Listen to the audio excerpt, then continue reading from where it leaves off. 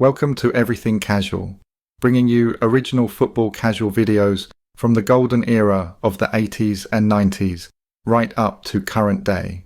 Football away day stories and historic clashes between football firms. Subscribe so you don't miss out. We upload videos every week. In the summer of 2000, Europe braced itself for another England tournament, and with it another wave of travelling fans. Belgium was on edge. Police forces across the country had been preparing for months. Intelligence units had compiled lists. Photographs had been circulated. Names passed between borders.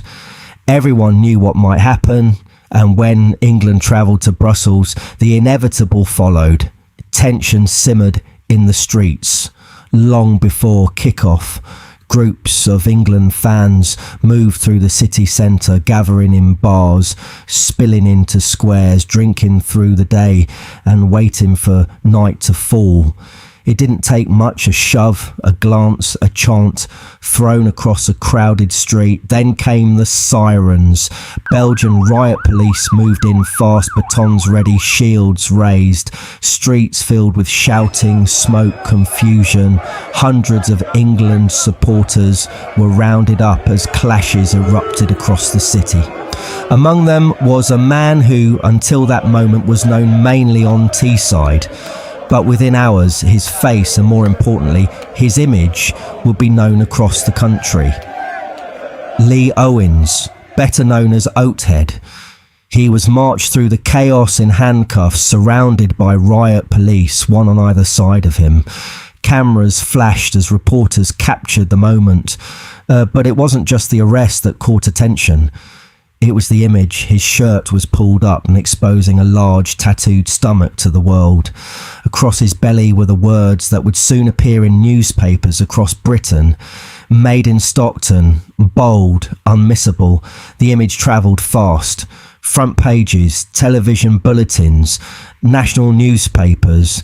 There he was, handcuffed, flanked by police, being led towards deportation flights, along with hundreds of other England fans. For many, it became one of the defining images of England's troubled relationship with international football tournaments. To the press, he was quickly labelled a thug, a hooligan, a symbol of everything authorities feared about England's travelling support. But to those who knew him, to those who stood on terraces with him, to those who came from the same estates and streets, he was something else entirely. He was one of their own, a product of Teesside, a man shaped long before Belgium, long before the cameras, long before the world learned the name Lee Oathead Owens. Because to understand how he ended up in handcuffs on foreign soil, you have to go back years, back to the estates, back to the streets, back to Stockton on Tees. Lee Owens grew up on the Hardwick estate in Stockton, an area shaped by working class life, tight communities and hard realities. It was the kind of place where reputations were earned early and remembered for years. Like many boys growing up in that environment, life wasn't quiet, it wasn't sheltered, it wasn't soft, trouble came easy, fights weren't unusual, arguments rarely stayed as words for long. From a young age, Lee found himself drawn into that world, the world of confrontation, standing your ground, proving yourself. Violence wasn't something distant or unfamiliar. It was simply part of growing up. By his teenage years, he had embraced the identity that defined a generation of working class youth across Britain. Skinhead culture, Dr. Martens boots, pilot jackets, close cropped hair. It wasn't just about fashion, it was about belonging, identity, strength. And in those years, Lee Owens thrived in it. He later described those times as something he loved.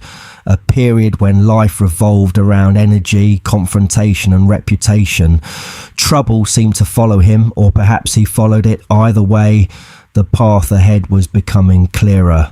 But everything truly changed the first time he saw Middlesbrough's Front Line firm in action. That moment stayed with him. It wasn't planned, it wasn't arranged, it was simply witnessed, a group of men moving together, united, fearless, ready to meet any opposition that stood before them. To a young man growing up in Stockton, it was magnetic, the atmosphere, the unity, the reputation. He later admitted that once he saw them, he was hooked. There was no turning back. From that moment on, football wasn't just about the match. It became about something else entirely. The anticipation before games, the movement of groups through towns and cities, the constant expectation that something could and often would happen. For many young men of that era, it offered something that everyday life did not. A rush, a purpose, a sense of belonging. And for Lee Owens, that pull proved impossible to resist. He followed Middlesbrough everywhere he could, travelling across the country, standing shoulder to shoulder with others who lived for the same moments. Away games became battlegrounds. Train stations, city centres, pubs filled before kick-off. Every journey carried possibility, every trip carried risk. But it also carried something he described as impossible to replace, a buzz that nothing else could match. Not drink, not drugs, not anything. Football violence to him and many others offered something raw, immediate, addictive. And as the years passed, his name began to spread, not just among supporters, but among rivals, among police, among those who understood that certain individuals were always present when tensions ran high. And in Stockton, another group would help cement that growing reputation. A group whose name would become closely tied to his own, the Stockton Wrecking Crew.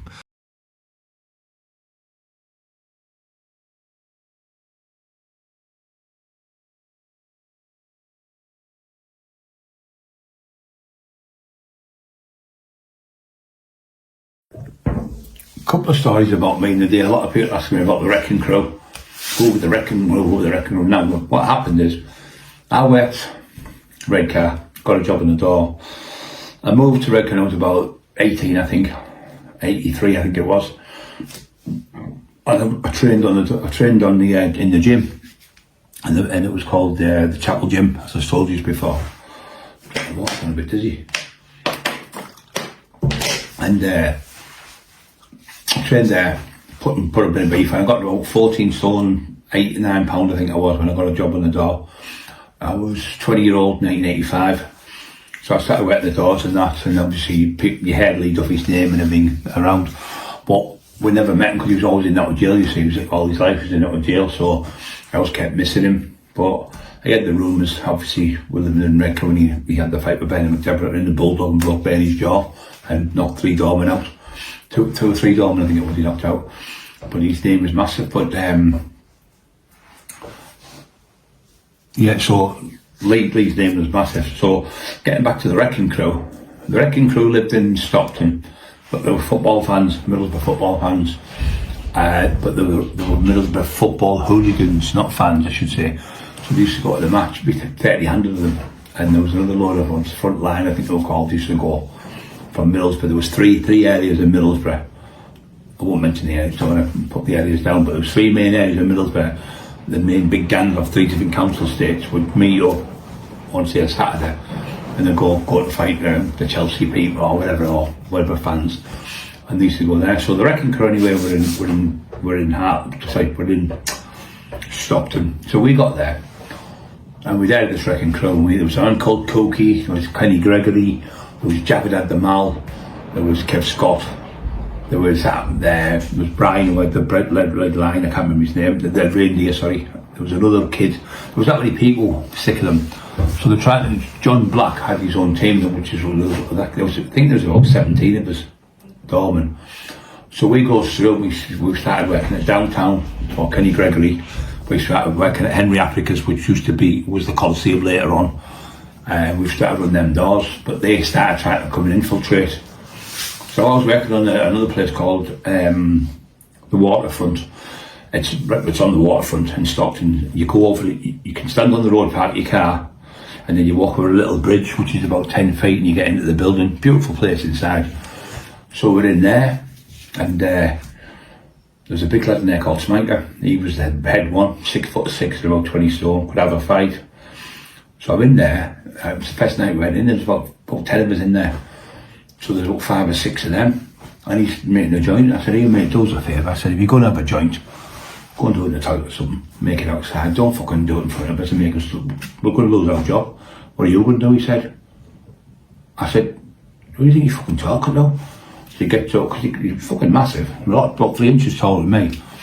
Anyway, he stood and he goes, here, this is my town, this is our run this time. Boom, fucking headbutt him right in the fucking nose, the bridge of the nose. I got a jump up and nutted him.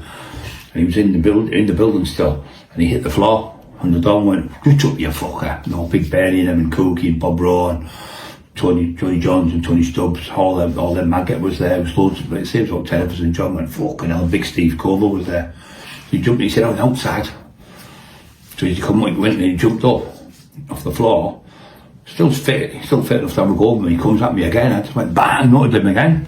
Fucking down again. He went, I said, "I've only headbutted you twice. You're down twice." I said, "I've done this loads of times. I was really good with my head." So we goes over you go outside and you walk up this little pathway, then you go over the bridge. Kev Kilty used to be there as well a lot. If you go down, it used to be called the Wharf, and you'll see it on the right hand side as you're going into Stockton. There's a big boat out there, you can see parked up, sitting there, whatever you call it, in dock, whatever you call it. So he won't have a fight with someone on the front like this. And I always used to say, don't go run towards people when you're big, because your steam goes. So come on. So as I go forward to throw punches, he walks back. And goes forward, he's walking back. I went, where do you want to focus? We're in Stockton, Middlesbrough was about 8 miles away from Stockton. He just keep walking back. I said, where do you want to fucking fight? Stockton or fucking Middlesbrough? Oh, we don't fight about it. So every time I went forward, he kept walking away, but he was a fucking shit house. He wouldn't fight us in the fight. So that was the wrecking crew then. But there's more stories to them coming now, so that's that one. I'll just stop that one there. That's the next story. By the early 1980s, life on Teesside wasn't getting any easier. Industry was fading. Jobs were disappearing. Streets that once thrived with steady work and routine were beginning to feel the strain of unemployment and uncertainty. For many young men growing up in Stockton and the surrounding areas, opportunities were limited. But reputation was something you could still earn. And in those years, groups of young men began forming tight-knit crews, not just for football, but for street presence, loyalty, and survival. In Stockton, one such group carried a name that would soon become known far beyond the local estates, the Stockton Wrecking Crew. It wasn't a name chosen lightly. It carried weight, expectation, and a reputation that travelled ahead of the men who wore it proudly. Lee Owens became closely associated with that group during the years when football violence and street-level disorder were becoming part of the national conversation. The late 70s and early 80s saw firms across the country growing in size and confidence, and Teesside was no exception. The Wrecking Crew were known locally as hard men. Not flashy, not theatrical, just direct. They built their reputation through presence, through being seen, through being involved, and through standing firm when things turned violent. During those years, Lee's life followed a familiar pattern for many involved in that world: trouble, arrests, confrontations. Police records would later show convictions for assault, theft, burglary, criminal damage, and public disorder, a catalogue of offences that painted the picture of a man rarely far from confrontation. But in the world he lived in, those records carried a different kind of currency. They were proof. Proof that you'd been there, proof that you didn't run, proof that when things kicked off you stood your ground. And among those who followed Middlesbrough, his name began to circulate more frequently, not shouted, not celebrated publicly, but spoken quietly among those who paid attention to reputations. Because by now, Lee Owens wasn't just another face in the crowd. He was becoming known as someone who would always be close to the action. If the streets built toughness, football built identity. The terraces of Middlesbrough became a second home, particularly the Holgate end, where noise, loyalty and confrontation merged into something larger than the game itself. It was here that friendships were forged and rivalries hardened. It was here that young men learned who could be trusted when things turned ugly. For Lee, travelling to away games became routine. Train journeys packed with anticipation, long drives across the country, arriving early, scouting pubs, waiting for opposition. Those who travelled regularly understood that football wasn't just 90 minutes on the pitch. Often the real action happened long before kick-off, long after the final whistle, and sometimes it happened in places no one expected. Pubs, side streets, bridges just out of sight from police patrols. One such incident would stay with him. A brutal encounter that captured the reality of the life he had chosen. During one away trip, after being ejected from a ground early, a small group found themselves separated from the rest of their firm, outnumbered, cornered, forced into a fight that quickly spiraled beyond control. It was, by his own admission, backs to the wall stuff, blows thrown in tight spaces, shouting echoing off brick walls, chaos unfolding in seconds. One young lad from Redcar took the worst of it, knocked to the ground and repeatedly struck while police moved in to break things apart. Beaten, then arrested. It was a scene repeated across Britain in those years, violence erupting, police intervening, arrests made and stories retold in pubs for weeks afterwards. For Lee Owens, these encounters weren't rare, they were becoming routine. Each clash added to his growing reputation. Each confrontation pushed him further into a world where respect was earned through endurance. And then came one incident that would define his toughness more than any other. Night games carried a different kind of tension. Darkness added uncertainty, travel routes became unpredictable, and emotions ran higher than usual. On one such evening, Middlesbrough travelled to face Sunderland, a fixture already heavy with rivalry and expectation. As always, both sides arrived early, pubs filled, groups gathered, eyes watched doorways and windows, waiting for movement. At one point, a Middlesbrough group managed to take control of a local pub, a bold move that sent a message before a single ball had been kicked. But the opposition were close, watching, waiting. Soon enough, both groups spilled onto the street. What followed was fast, violent and chaotic. Bodies collided, fists flew, voices shouted over the noise of sirens in the distance. At first, Middlesbrough's group pushed forward, forcing the opposition back up the road in retreat, but the momentum didn't last and the police arrived. Crowds scattered and men ran in different directions, trying to regroup or escape. And in that confusion, Lee Owens found himself alone, separated from his own, surrounded by rival. There was no time to think and no chance to retreat. Only one option remained: fight. What followed was brutal. Outnumbered, he put his head down and drove forward into the chaos, swinging, absorbing blows, refusing to fall. It ended with blood, heavy blood.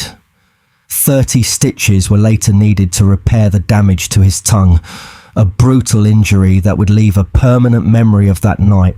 But despite the numbers against him, despite the punishment taken, he remained on his feet. In the world he belonged to, that mattered, more than victory, more than numbers. Standing your ground, even when surrounded, carried its own kind of respect, and stories of that night spread through pubs, through terraces, through whispered conversations among those who understood what it meant to survive an encounter like that. From that point on, Lee Owens was no longer just another name among many.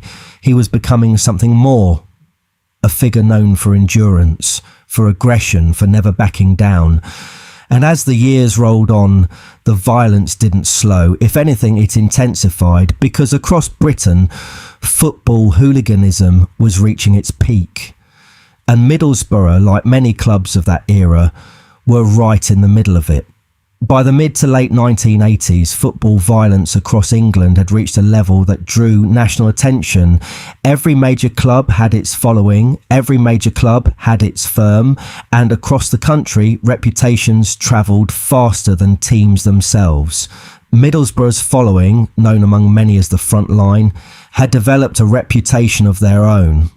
They were not the biggest firm in the country, but they were respected. Respected because they turned up, respected because they didn't hide, respected because when challenged, they stood their ground.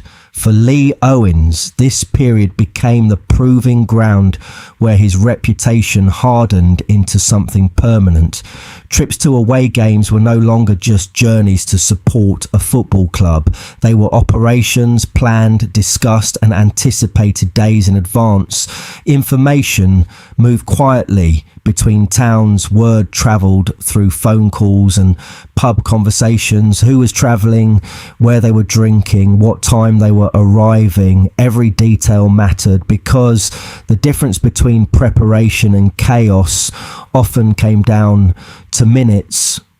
Some matches carried more tension than others, and one trip to Goodison Park in the FA Cup during the 1980s became one of the defining encounters of that period. Everton were known for their numbers, known for their aggression, known for giving as good as they got. When Boro travelled that day, expectations were already high. Both sides knew the game would extend beyond the pitch.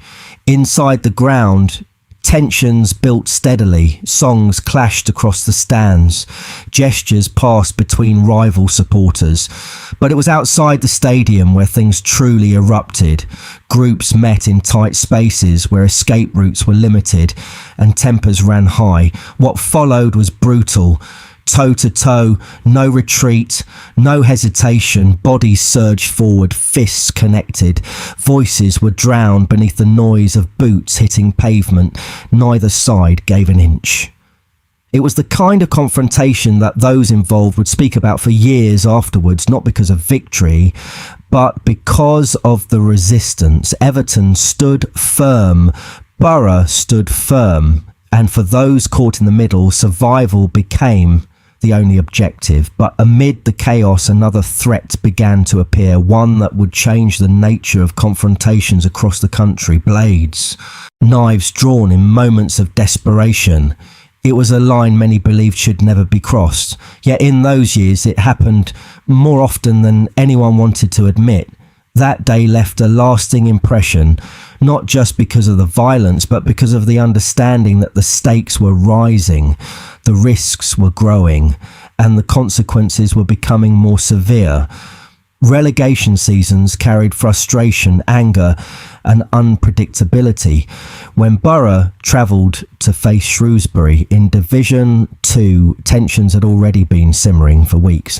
What followed that day wasn't a single confrontation, it was sustained violence. For 90 minutes, battles broke out between supporters and police in scenes that mirrored the worst of the decade.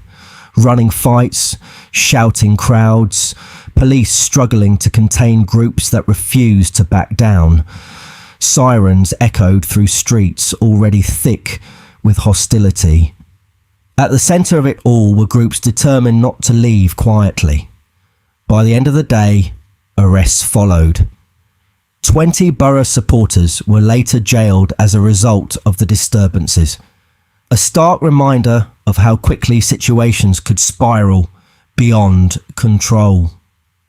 For many involved, it became another chapter in a growing list of violent encounters. For Lee Owens, it was another moment that reinforced his standing within the group, because surviving those kinds of confrontations built status. Endurance mattered. presence mattered, and those who remained consistent became known. Not every confrontation was chaotic. Some were organised, some were precise, and one particular encounter, remembered as taking place either on Boxing Day or New Year's Day, would later be described as almost artistic in its execution. Carlisle, cold air, packed stands, crowds thick with tension. What unfolded that day became known among those present as one of the cleanest end-takings Middlesbrough had ever carried out. Movement was coordinated, timing was perfect. Now, groups advanced together, overwhelming opposition through speed and unity rather than blind aggression. It was, as some later described, poetry in motion, a rare moment where planning, confidence and numbers combined into something almost surgical. For those involved, it was a reminder that football violence wasn't always chaos.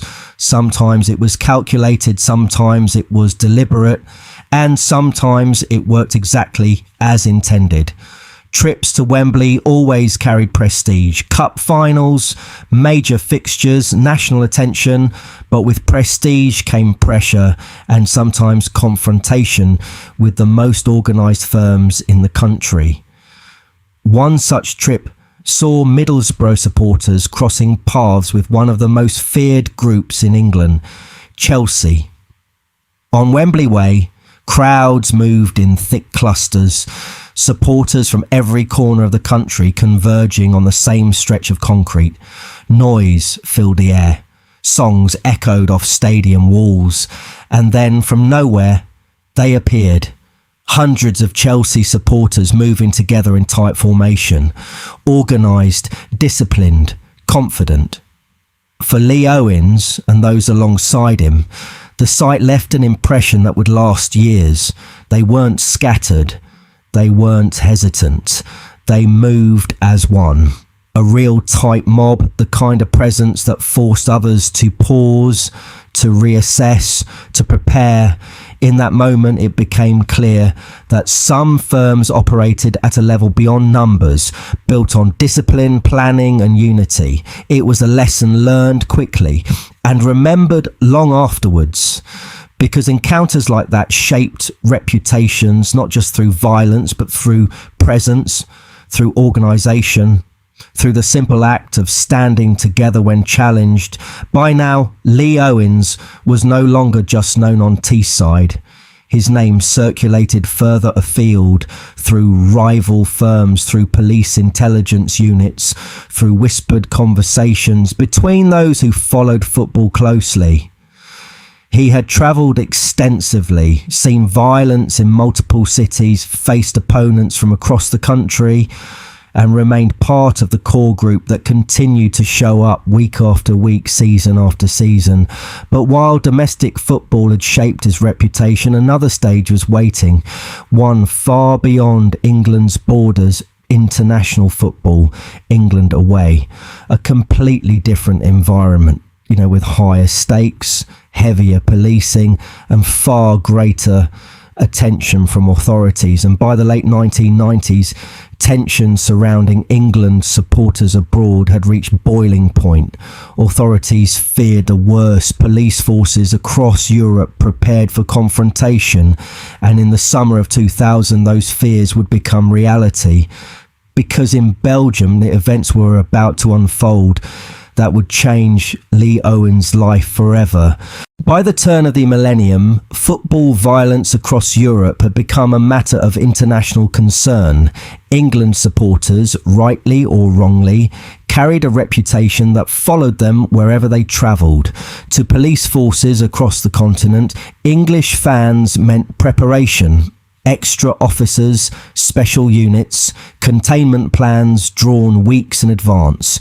And when Euro 2000 arrived, hosted jointly by Belgium and the Netherlands, authorities knew exactly what they feared most. England fans on foreign streets, large numbers, heavy drinking, old rivalries resurfacing far from home. For many supporters, tournaments were about football, but for others, they were about something more. Opportunity, reputation, presence on an international stage. And for Lee Owens, the summer of 2000 would become the most significant chapter of his life. Belgium felt tense long before a ball was kicked. City centres filled with supporters from across Europe, flags draped over shoulders, shirts worn with pride, voices echoing through narrow streets. Bars overflowed.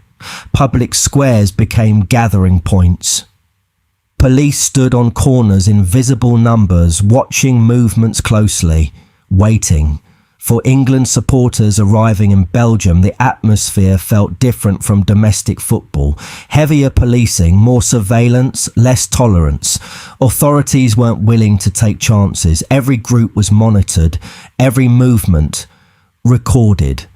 But despite the pressure, thousands travelled regardless, because tournaments were rare. Moments like these didn't come often. And once there, the routine began. Meeting points arranged, pubs identified, movement planned through word of mouth rather than written instructions. Because even abroad, organisation remained key. As England's fixtures approached, tension increased. Alcohol flowed from midday into night, crowds thickened, chants echoed through city streets, and with each passing hour, the mood shifted from excitement to confrontation. Small incidents began to spark. Arguments between rival supporters, bottles thrown from distance, the police lines tightening in response. The warning signs were there, visible to anyone watching closely. Authorities began implementing containment strategies. Mounted units moved into position. Riot police gathered in side streets. Transport routes monitored carefully, because by now officials understood something many outsiders didn't. Once momentum started, it was hard to stop. The day of the England fixture arrived under heavy tension. From early morning, the streets filled. Groups formed quickly, some moving toward bars, others toward central squares. Police presence increased dramatically. Helmets, shields, vehicles positioned strategically, waiting, watching. And then as the day progressed, the situation began to shift. Crowds surged, noise levels increased, objects thrown through the air, bottles, cans, anything within reach. Police lines pushed forward, supporters pushed back. What followed became one of the most widely reported outbreaks of football violence in Europe at the time. Running battles erupted across sections of the city. Sirens screamed through narrow streets. Shops shuttered doors. Residents watched from windows above unfolding chaos. Smoke filled the air. Glass shattered beneath boots. And within that confusion, arrests began. Not isolated, not selective. Mass detentions carried out at speed. Supporters were rounded up, restrained and loaded into vehicles, one after another. No negotiation, no delay, just swift removal. Among those taken into custody that day was Lee Owens, and in that moment, surrounded by riot police, cameras and chaos, his name moved from local reputation to national attention. Some moments define reputations forever. And for Lee Owens, it wasn't just the arrest that mattered, it was the photograph captured in the chaos. Police surrounding him, escorted through streets filled with tension and noise. That single image travelled far beyond Belgium, appearing in newspapers, television reports, police briefings. For many who saw it, the image symbolised something larger than one man. It became part of the wider narrative surrounding England supporters abroad. To authorities, it reinforced their concerns. To the media, it created headlines. And to those within football circles, it cemented his reputation permanently, because once your face appeared in print, once your image became associated with major disorder, anonymity disappeared. From that moment onward, attention followed. Wherever he travelled, whoever he stood alongside, The photograph made sure of that. Following the arrests, detainees were processed quickly, temporary holding facilities filled with supporters. Noise echoed through confined spaces, shouting, arguments, frustration. Uncertainty hung in the air. No one knew exactly what would happen next. Legal systems abroad moved differently. Language barriers created confusion. Time passed slowly. Eventually decisions were made. Deportation orders issued. Supporters escorted under heavy guard, not to stadiums, not to hotels, but to transport vehicles waiting to remove them from the country entirely.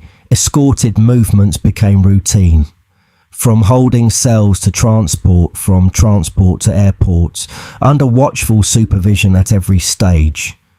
For many involved, it was a sobering experience because foreign arrest carried consequences that extended far beyond match day. Records created, restrictions imposed, future travel monitored. The reality of international enforcement became impossible to ignore. And for Lee Owens, the aftermath of Belgium would follow him long after he returned home. Back in England, headlines spread quickly. Images circulated across national newspapers. Television coverage replayed footage repeatedly. Stories painted a familiar picture. English supporters abroad, violence in foreign streets, police intervention on an international scale. Public reaction was divided. When some condemned the behaviour outright, others saw it as another chapter in a long-running football culture that authorities had struggled to control for decades. Within football circles, discussions were more direct. Names were recognised, faces identified, stories shared between those who followed the scene closely. And among those names, Lee Owens now stood permanently linked to one of the most infamous international tournaments of its time. Euro 2000 changed many things, not just for individuals, but for football itself. Policing intensified, surveillance increased, travel restrictions expanded. Authorities across Europe began sharing intelligence more closely than ever before. Football violence didn't disappear overnight, but it became harder, riskier, more heavily monitored. And for those involved, especially those whose faces had appeared in print, life changed in ways few anticipated. Because once attention arrived, it rarely disappeared. This moment marks the peak of the public story, and it was the highest profile chapter, the point where local reputation turned into national recognition. But the story doesn't end in Belgium, because after the arrests, after the deportation, after the headlines, life continued, consequences followed, restrictions shaped the years ahead, and reputations once built carried weight long after the violence faded. When the dust settled after Euro 2000, the headlines eventually faded, new stories replaced old ones, new tournaments came and went. But for those directly involved, the consequences didn't disappear so easily, because arrests abroad didn't just end with deportation. They followed people home. Records were created, names logged, photographs stored in files that would be revisited again and again. And for Lee Owens, life after Belgium meant living under a level of attention that few outside the scene fully understood. Football itself had begun to change. By the early 2000s, the game looked different from the one that had shaped the 1980s. Stadiums modernised, standing terraces disappeared. All-seater grounds became the standard. CCTV systems expanded across the country. Every movement monitored, every incident recorded. What once happened in packed terraces or outside dimly lit pubs now unfolded beneath cameras and surveillance. The days of anonymity were fading fast. Supporters who once moved freely between grounds found themselves under tighter control. Travel restrictions became more common. Football banning orders increased in number. and intelligence sharing between police forces, both domestic and international, became routine. For men who had grown up in an era of open confrontation, the environment now felt unfamiliar, more controlled, more clinical, less forgiving, living with reputation. Reputation doesn't disappear overnight, especially not one built across years of confrontation and travel.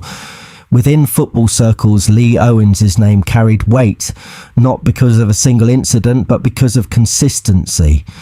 Years spent turning up, standing alongside the same faces, travelling the same miles, facing the same risks. And after Euro 2000, recognition extended beyond Middlesbrough, beyond Teesside. His name became known across different firms, spoken about in pubs, on coaches, and in conversations between supporters who followed the scene closely, sometimes with respect, sometimes with curiosity, sometimes with disbelief at the scale of what had unfolded abroad, but always recognised. Because once a name became part of the wider football story, it stayed there. So for many who lived through the 1980s and 1990s football scene, the early 2000s marked the end of something. Not overnight, not suddenly, but gradually.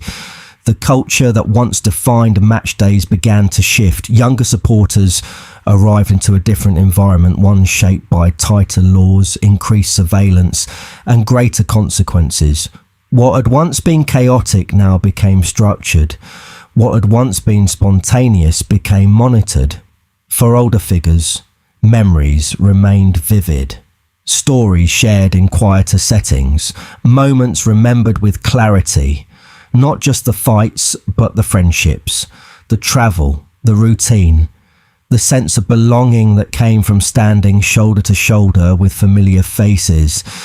Because for many involved, the scene had never just been about violence, it had been about loyalty, identity, belonging to something larger than yourself.